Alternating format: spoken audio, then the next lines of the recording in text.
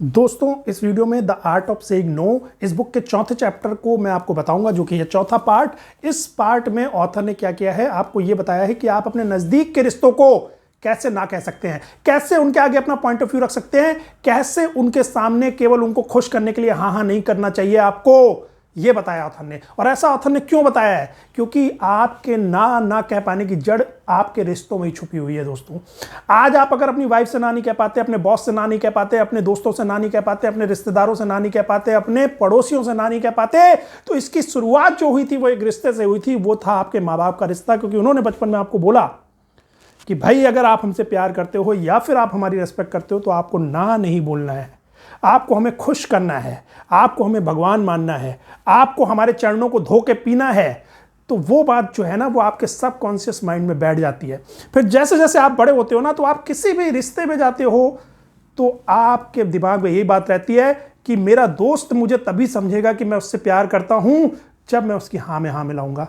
मेरी वाइफ मुझे तभी समझेगी कि मैं उससे प्यार करता हूं जब मैं उसके साथ हाँ में हाँ मिलाऊंगा, उसके साथ फाइट नहीं करूंगा।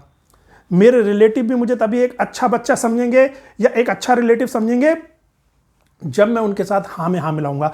याद होगा आपके बचपन में आपके पेरेंट्स ने शायद आपके रिलेटिव्स के सामने आपको ये बोला होगा कि बेटा इनको नमस्ते करो, बेटा इनके पैर छुओ, बेटा इनको गेट तक छोड़ के आओ, बेटा इनका बीफ क्रेज उठाओ, बेटा इनकी सेवा करो, तभी तुम एक अच्छे बच्चे हो। इनकी हर हुक्म को मानो, इनसे जुबान मत लड़ाओ, जब जुबान लड़ा दी तो गंदे बच्चे हो गए। अब ये जुबान ना लड़ाओ जो शब्द होता है ना, ये आपके दिमाग में घुस जाता है। आपको लगता है कि डिस्कशन करना, अपना पॉइंट ऑफ व्यू रखना, किसी चीज के लिए मना करना, ये बहुत ही गलत चीजें हैं एक रिश्ते में। और जिनका हम आदर करते हैं या जिनसे हम प्रेम करते हैं, उनके साथ ना हमें बहस करनी है, ना अपना पॉइंट ऑफ व्यू रखना है, उनकी हाँ में हाँ मिलाना है। दोस्तों बस ये गलत जो प्रोग्रामिंग हो जाती है ना मैनिपुलेशन के कारण, इसी की वजह से आज आप नो नहीं बोल पा रहे। तो इसीलिए इस पार्ट में ऑथर ने स्पेसिफिकली आपको हर रिश्ते के बारे में बताया। जैसे स्पाउस के लिए भी बताया, स्पाउस यानी आपकी वाइफ या हस्बैंड, उनके साथ भी आपको जब रिश्ता निभाना है ना दोस्तों, तो ये सोच के आप स्टार्टिंग मत करो। मैं आपको बता रहा हूं, अगर आपकी नई नई शादी हुई है, आप एक नया रिश्ता शुरू करने जा रहे हो, या आपकी कोई गर्लफ्रेंड बॉयफ्रेंड का रिश्ता रिलेशनशिप शुरू होने वाला है, किसी भी रिलेशनशिप में जाने वाले हो, तो आप कभी भी ये सोच के मत जाओ कि मैं सामने वाले को खुश करूंगा, उसके लिए मुझे हाँ में हाँ मिलाना है, अपना पॉइंट ऑफ व्यू नहीं रखना है, उनको खुश करने वाला बंदा बने रहना है। उससे दोस्तों कुछ हाथ आने वाला नहीं। आप घुट घुट के जीते रहोगे, एक समय फ्रस्ट्रेट होकर आप और गुस्से में बोलोगे, उससे रिलेशन और खराब होगा।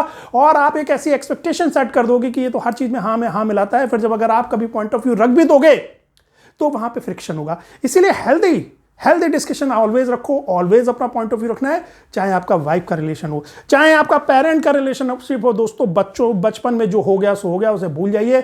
अभी अगर आप अपने माँ बाप के साथ एक हेल्दी रिलेशनशिप रखते हैं तो आप उनसे आर्ग्यूमेंट भी करिए, आप उनसे डिस्कशन भी कीजिए, आप उनसे हाँ या ना दोनों बोलिए। आपको वो फोर्स नहीं कर सकते कि आपको किससे मैरिज करनी है। अगर आपको किसी से मैरिज नहीं करनी है तो ना बोलिए। आपको कोई जॉब सेलेक्ट नहीं करनी है, वो फोर्स कर रहे हैं, ना बोलिए। ये आपको सीखना पड़ेगा। आपको एक ना बोलने वाला बंदा बनना पड़ेगा, और उसकी शुरुआत क्लोज लोगों से होती है। दोस्तों देखो, एक अनजान इंसान जो सड़क पर जा रहा है, उससे तो आप आसानी से जनरली ना बोल ही लेते हो, क्योंकि आपको उससे कुछ एक्सपेक्टेशन नहीं होती ना। बचपन में आपकी प्रोग्रामिंग ऐसी नहीं हुई। प्रोग्रामिंग क्या हुई है कि भाई हम तुम्हारे क्लोज हैं तो तुम्हें हमारा आदर करना है और प्यार करना है। तो आदर और प्यार इसी तरीके से होता है। तुम्हें अपने बड़े रिश्तेदारों को भी आदर और प्यार करना है इसी तरीके से कि उनकी हाँ में हाँ मिलानी है, ना नहीं बोलना है, अपना पॉइंट ऑफ व्यू नहीं रखना है, बहस नहीं करना है। तो इसीलिए दोस्तों सबसे जरूरी है कि आप अपनी स्पाउस के साथ, अपने पेरेंट्स के साथ, और इवन अगर आप थोड़े बड़े हो गए हैं तो अपने बच्चों के साथ भी ये रिलेशनशिप आपको रखना है कि उनकी भी हाँ में हाँ नहीं मिलानी है, कि भाई मैं इस तरीके से अपने बच्चे को खुश कर लूंगा। अल्टीमेटली दोस्तों आपको मैं बता रहा हूं कि आपको खुद पता होगा कि आपकी इस आदत की वजह से आपके रिलेशन कोई बहुत अच्छे नहीं चल रहे होंगे। आप सोच अच्छा रहे थे लेकिन रिलेशन अल्टीमेटली खराब ही हो गए, क्योंकि आप भी हाँ में हाँ मिलाते मिलाते बिना अपना पॉइंट ऑफ व्यू रखे फ्रस्ट्रेट होते रहे, एक दिन फट गए, रिलेशनशिप खराब हुआ। दूसरा, आपने ऐसी एक्सपेक्टेशन सेट कर दी कि जिस दिन आपने थोड़ा सा बोल दिया फिर रिलेशनशिप खराब हुआ। तो दोस्तों ये चीज़ आपको ध्यान में रखनी है। अच्छा, दूसरा क्या है, एक तो ये पेरेंट्स से और रिलेशन में जो लोग हैं उनके साथ आपका बचपन में बन जाता है, जो सबकॉन्शियस माइंड में चला जाता है। दूसरा, स्कूल में आपकी जो प्रोग्रामिंग होती है वो भी मैनिपुलेशन होता है, क्योंकि वो आपको क्या एक सिग्नल देते हैं कि आप अथॉरिटी को ना नहीं बोल सकते, आप अथॉरिटी से आर्ग्यूमेंट नहीं कर सकते, आप अथॉरिटी से बहस नहीं कर सकते। क्योंकि देखो, आप टीचर से बहस नहीं कर सकते, आप प्रिंसिपल से बहस नहीं कर सकते। एक टाइम पे तो बहुत ज़्यादा पनिशमेंट दिया जाता था, कारपोरल पनिशमेंट दिया जाता था, मारा जाता था बेतों से। आज के टाइम में सुप्रीम कोर्ट के ऑर्डर के बाद जो अच्छे स्कूल है, बड़े स्कूल हैं, चलो वहां पे मार पिटाई बंद हो गई, लेकिन अभी भी गांव के छोटे स्कूलों में वही है कि जब बच्चे ने अगर अपना पॉइंट ऑफ व्यू रखा, पॉइंट ऑफ व्यू छोड़ो, क्वेश्चन कर दिया, क्वेश्चनिंग माइंड पे ही वहां पे पिटाई हो जाती है। तो इस वजह से बच्चा जो है ये सारा जो टॉर्चर पूरा स्कूल में सहता है ना, उससे भी उसका माइंडसेट वही डेवलप हो जाता है उस मैनिपुलेशन से, और एडल्ट बनते बनते उसको ये लग जाता है कि भाई हमें अथॉरिटी को क्वेश्चन नहीं करना है, अथॉरिटी से आर्गुमेंट नहीं करना है, अथॉरिटी से डिस्कशन नहीं करना है, अथॉरिटी को नो नहीं बोलना है। अब अथॉरिटी कहाँ आती है? आपके ऑफिस में। इसीलिए बंदा जब ऑफिस में जाता है ना दोस्तों, तो वो जो भी उससे सीनियर लोग हैं, उसके बॉसेस हैं, नॉट ओनली कि बड़े वाले जो बॉस हैं, केवल जो सीनियर लोग भी हैं ना, उनको भी ना नहीं कह पाता। फिर वो अपना दुखी जीवन व्यतीत रहता है। शाम को रुकने के लिए कहा, मन नहीं है, अपना पॉइंट ऑफ व्यू नहीं रख पाया, स्टैंड नहीं रख पाया, क्योंकि बचपन से वो प्रोग्रामिंग हो गई है स्कूल में कि अथॉरिटी को ना नहीं बोलना है। बचपन में क्या करते थे दोस्तों? पानी पीने जाना है, may I go to drink water ma'am? अरे कोई गुलाम हो क्या तुम? ये क्या सिखाते हैं स्कूल वाले? मे आई गो टू टॉयलेट? अरे टॉयलेट जाने के लिए भी पूछना पड़ेगा अब। बस यही प्रोग्रामिंग जो आपके अंदर कर दी जाती है बेटा, यही आपको बुढ़ापे तक प्रोग्रामिंग आपके दिमाग में रहती है और आप गुलामों की जिंदगी व्यतीत करते हो। एक्चुअली में स्कूल जो आपको है ना, वो गुलाम बनने के लिए ही तैयार कर रहे हैं, क्योंकि जब आप नौकरी में जाते हो तो आप फिर एक गुलाम बनते हो। लेकिन आप बन सकते हो, आप इस माइंडसेट से बाहर निकल सकते हो। उसके लिए आपको यही याद रखना है, चाहे अगर आपका बॉस भी है, आपके सीनियर्स भी हैं, आप अपना पॉइंट ऑफ व्यू रखो। पॉइंट ऑफ व्यू रखने में क्या दिक्कत है? सर्कमस्टेंसेस की चिंता मत करो दोस्तों, दुनिया में कुछ भी परमानेंट नहीं है। आपकी लाइफ परमानेंट नहीं है, आपका शरीर परमानेंट नहीं है, आपकी एज परमानेंट नहीं है। एक दिन सबको इस दुनिया से जाना है, और जो ज़्यादा डरते हैं दोस्तों, उनको ही ज़्यादा सीवियर कॉन्सिक्वेंसेस झेलने पड़ते हैं। आप कभी भी लाइफ में उठा के देख लेना, अपने आसपास देख लेना, अपने ऑफिस में देख लेना, जो लोग बोल्डली अपना पॉइंट ऑफ व्यू रखते हैं, अपनी सोच रखते हैं, अपना स्टैंड लेते हैं कि मुझे ये काम नहीं करना है, या आप मुझसे इस तरीके से बात नहीं कर सकते, उनके साथ कुछ नहीं होता है दोस्तों। अल्टीमेटली जो डरते रहते हैं ना कि मैंने कुछ बोल दिया तो मेरे साथ बुरा हो जाएगा, फियर ऑफ मिसिंग आउट, उन्हीं के साथ ज्यादा बुरा होता है।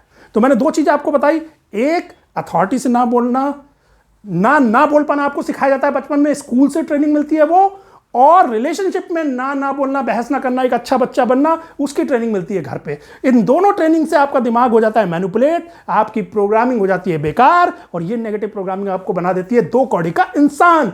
तो अब समझ गए दोस्तों, केवल अनजान लोगों से ना नहीं बोलना। अनजान लोगों से तो आप बोल लोगे, उनसे भी अगर डरते हो कि उनको बुरा लग जाएगा तो उनको भी बोलना है, दौड़ा के बोलो अगर नहीं करना है कोई काम। लेकिन जितने आपके क्लोज्ड हैं, ज्यादा से ज्यादा क्लोज्ड हैं, उनको सबसे पहले ना बोलना सीखो। चाहे वाइफ हो, चाहे हाउस, चाहे आपके पेरेंट्स हो, चाहे आपके बच्चे हो, चाहे आपके फ्रेंड्स हो, चाहे आपका नेबर हो। अरे किसी से ये मैनिपुलेशन मत लो कि आप हमें अपना नहीं समझते, क्योंकि आप ना बोल रहे हो, क्योंकि आप हमसे बहस कर रहे हो, क्योंकि आप हमसे आर्गुमेंट कर रहे हो, क्योंकि आप हमसे हाँ में हाँ नहीं मिला रहे हो, क्योंकि आप अपना पॉइंट ऑफ व्यू रख रहे हो। तो इसका मतलब कि आप हमारी रेस्पेक्ट नहीं करते, हमसे प्यार नहीं करते। इस बेकार के आर्गुमेंट को कभी मत लो, ये मैनिपुलेटिव आर्गुमेंट है, ये मैनिपुलेट करने के लिए दिया जाता है। इसी के साथ दोस्तों सेम चीज अथॉरिटी के लिए अप्लाई होती है कि कभी भी ये मान के मत चलो कि अगर डॉक्टर है तो उसकी अथॉरिटी है तो वो कुछ भी करेगा। आप डॉक्टर के पास गए, वो बदतमीजी से आपका चेकअप कर रहा है, आप बोल ही नहीं पा रहे हो क्योंकि आपको लग रहा है कि अथॉरिटी फिगर है, मैं इसके लिए बोल नहीं सकता। अरे क्यों नहीं बोल सकते? बोल सकते हो, ये बात अपने दिमाग से निकाल दो, ये बात निकाल दो दिमाग से कि सामने वाला क्या फील करेगा, that is none of your business. बस आपको तमीज में बोलना है। जब तक इस सामने वाला बदतमीजी नहीं कर रहा है, आप तमीज में बोलिए, पोलाइटली बोलिए, और इस बात को निकाल दीजिए कि मैं एक बुरा इंसान बन जाऊंगा, मैं सामने वाले को हर्ट कर रहा हूं, मैं सामने वाले को ऑफेंड कर रहा हूं, मैं अथॉरिटी की रिस्पेक्ट नहीं कर रहा हूं तो मैं एक बुरा इंसान बन गया, या मैं रिलेशनशिप में ऐसा कर रहा हूं तो मैं रिलेशनशिप में प्यार नहीं रखता या रिस्पेक्ट नहीं रखता। तो आशा करता हूं दोस्तों आपको ये बातें अच्छी तरीके से समझ में आ गई होंगी, और इस बुक का दोस्तों हो गया है समापन। ये छोटी सी बुक थी, 4 पार्ट थे। आप अगले वीडियो में मिलेंगे किसी नई बुक के साथ। तब तक के लिए दोस्तों मौज करिए।